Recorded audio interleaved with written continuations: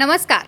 उत्तर प्रदेश के मुख्यमंत्री योगी आदित्यनाथ की पॉलिटिक्स में बदलाव देखने को मिल रहा है। वो अब धीरे धीरे नेशनल लेवल की पॉलिटिक्स की तरफ मुड़ रहे हैं। कहा जा रहा है कि उनके इस पॉलिटिक्स के बदलाव में उनके सियासी दुश्मन भी बदल सकते हैं। हमारे साथ चंद्रकांत जी मौजूद हैं, उनसे हम इस मुद्दे पर चर्चा करेंगे।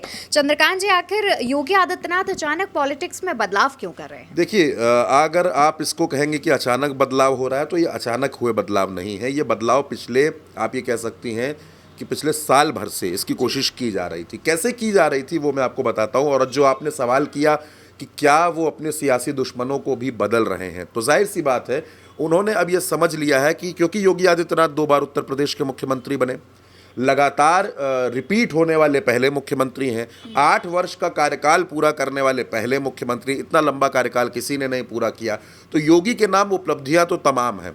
दूसरा, एक बात जो कही जाती है योगी आदित्यनाथ की तरफ से, उनकी टीम की तरफ से, उनकी सरकार की तरफ से, कि माफियाओं की कमर तोड़ दी गई, अपराध की कमर तोड़ दी गई, मुख्तार अतीक जैसे लोगों पर जो एक्शन हुए, ये इसको एक मॉडल बनाने की कोशिश की जाती है। आपको याद होगा 2014 से पहले तक पूरे देश में एक बात गूंजती थी, गुजरात मॉडल, गुजरात मॉडल, ये गुजरात मॉडल है, जब मोदी जी की लॉन्चिंग होनी थी। आज आप देखेंगी कि प्रदेश के कई ज़िलों के साथ साथ देश के कई राज्यों में योगी मॉडल पे बात होती है।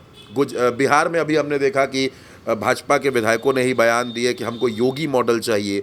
राजस्थान में हमने देखा, इसके अलावा मध्य प्रदेश में हमने बुलडोज़र चलते हुए देखा है, उत्तराखंड में हमने बुलडोज़र देखा, यानी योगी के उस मॉडल को टेकअप किया गया। पहली बात तो इस बात से योगी की टीम बड़ी खुश है। दूसरी बात, आप कहीं भी चुनाव हो, आप उड़ीसा का चुनाव देख लें, आप बिहार, झारखंड, मध्य प्रदेश, राजस्थान, कहीं भी चुनाव देख लें, मोदी जी के बाद जो सबसे बड़ी डिमांड होती है वो योगी आदित्यनाथ की होती है। और आज की तारीख में मुझे भी ये कहने में कोई गुरेज नहीं है कि भारतीय जनता पार्टी के लिए हिंदुत्व का अगर कोई सबसे बड़ा पोस्टर बॉय है तो वो योगी आदित्यनाथ हैं। और योगी आदित्यनाथ अपने हिंदुत्व वाली छवि पर लगातार बने हुए हैं। उन्होंने कहीं से भी ये कोशिश नहीं की है कि अपनी ये जो कट्टर छवि है इसको वो तोड़ें। उनको लगता है कि इसका उनको फ़ायदा मिलेगा, पहली बात।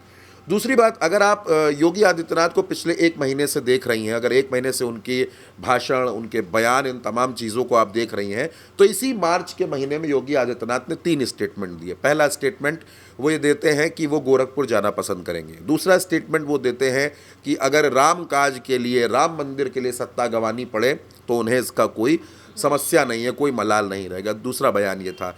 और उसके साथ साथ तीसरा बयान योगी आदित्यनाथ जो एक देते हैं, वो योगी आदित्यनाथ ये कहते हैं कि वो जो राजनीति कर रहे हैं योगी आदित्यनाथ, जो एक तो पहली बात वो ये कहते हैं कि मैं गोरखपुर चला जाऊंगा, यानी कि वो एक मैसेज देते हैं। दूसरी बात वो ये कहते हैं कि जो मैंने आपको बताई, और फिर वो ये कहते हैं कि जो शायद 8 सालों में आपने भी नहीं सुनी होगी, कि भारतीय जनता पार्टी का कोई भी सदस्य मुख्यमंत्री बन सकता है और मैं तीसरी बार कोशिश नहीं करूंगा। हालांकि ये बयान उन्होंने इस बात पर दिया था कि वो गोरखपुर से चुनाव लड़ेंगे या नहीं लड़ेंगे, सवाल ये था। लेकिन उसकी जो सेकंड लाइन थी उस जवाब की, उसमें वो ये कहते हैं कि भारतीय जनता पार्टी का कोई भी सदस्य मुख्यमंत्री बन सकता है। मैं ये मानता हूँ कि कम से कम बीते 8 सालों में ऐसा बयान नहीं सुनने को मिला। अब मैं उसी पे आता हूँ। एक उन्होंने जो हाल ही में एक पॉडकास्ट दिया, पहली बात 8 साल में पहली बार उन्होंने पॉडकास्ट भी दिया। और ये पॉडकास्ट उनका किस समय आ रहा है, जब पूरे देश में हिंदू मुस्लिम को लेकर एक बहस चल रही है, और वो चल रही है उत्तर प्रदेश को ही लेकर, जो मेरठ में सड़क पर नमाज ना पढ़ी जाए और हरियाणा में ईद की छुट्टी को लेकर बवाल हुआ। उस पर योगी आदित्यनाथ क्लियर कट एक लाइन बोलते हैं जो मुस्लिमों को लेकर थी, हिंदुओं को लेकर थी, कि सुरक्षित कौन है, सुरक्षित कौन नहीं है। लेकिन योगी आदित्यनाथ उस पॉडकास्ट में एक वार करते हैं, और वो ये वार करते हैं राहुल गांधी पर। वो अखिलेश यादव पर वार नहीं करते। आप इस बात को समझने की कोशिश करिए, राहुल गांधी कौन है? राहुल गांधी एक नेशनल लीडर है, नेता प्रतिपक्ष हैं, और योगी आदित्यनाथ ये बात कहते हैं कि राहुल गांधी जैसे नमूने भारतीय जनता पार्टी का फायदा करते हैं, होना ही चाहिए इनको। क्यों कहते हैं वो, क्यों कहते हैं ये बात कि राहुल गांधी जैसे नमूने? आप इस बात को समझने की कोशिश करिए। अखिलेश यादव पर वार क्यों नहीं करते? और अगर आप देखिए, इन दिनों उन्होंने नेशनल इश्यूज पर बोलना शुरू किया है। एक अभी विवाद हुआ था कॉमेडियन का, कुणाल कामरा। कुणाल कामरा के विवाद महाराष्ट्र में था।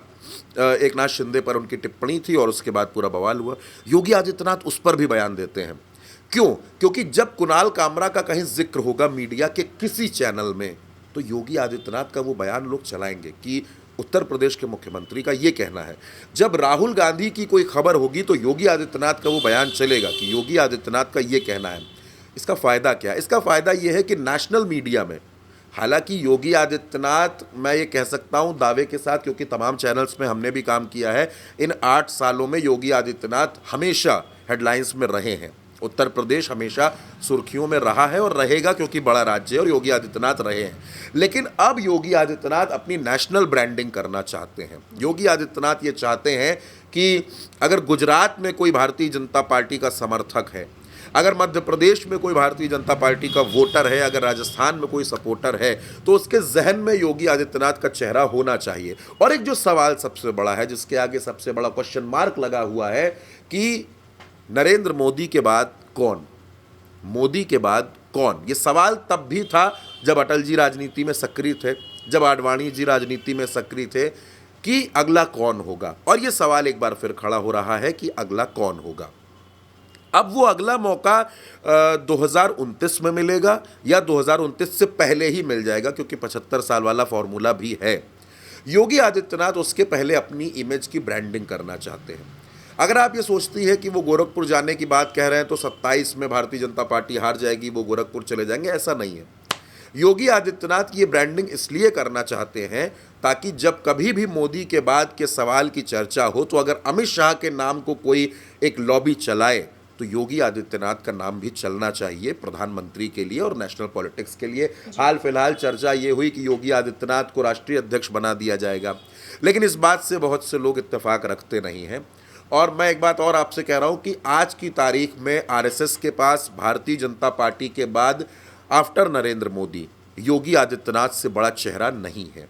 वो चेहरा जो भारतीय जनता पार्टी और आरएसएस के एजेंडे को लेकर आगे बढ़ सके, जो उनका हिंदुत्व का एजेंडा है, जो उनका मंदिर पॉलिटिक्स का एजेंडा है, उसको अगर कोई आगे लेकर चल सकता है तो वो योगी आदित्यनाथ है। और इसी वजह से योगी आदित्यनाथ अपनी ब्रांडिंग कर रहे हैं, इसी वजह से योगी आदित्यनाथ नेशनल इश्यूज पर बोल रहे हैं, इसी वजह से योगी आदित्यनाथ ने राहुल गांधी पर अटैक करना शुरू किया है, नेशनल मुद्दों पर बोलना शुरू किया है, ताकि वो जो इमेज है वो अभी से बिल्डअप होने लगे। देखिए अभी क्या है, 2029 के चुनाव में 4 साल का वक्त बाकी है, लेकिन 4 साल में धीरे धीरे योगी आदित्यनाथ भारतीय जनता पार्टी, आरएसएस और तमाम वो जो संगठन भारतीय जनता पार्टी के पीछे खड़े हैं, उनकी मजबूरी बनना चाहते हैं, ताकि जब ये बहस हो, जैसा कि मैंने आपसे कहा कि मोदी के बाद कौन, तो ये हमेशा बना रहे कि योगी आदित्यनाथ।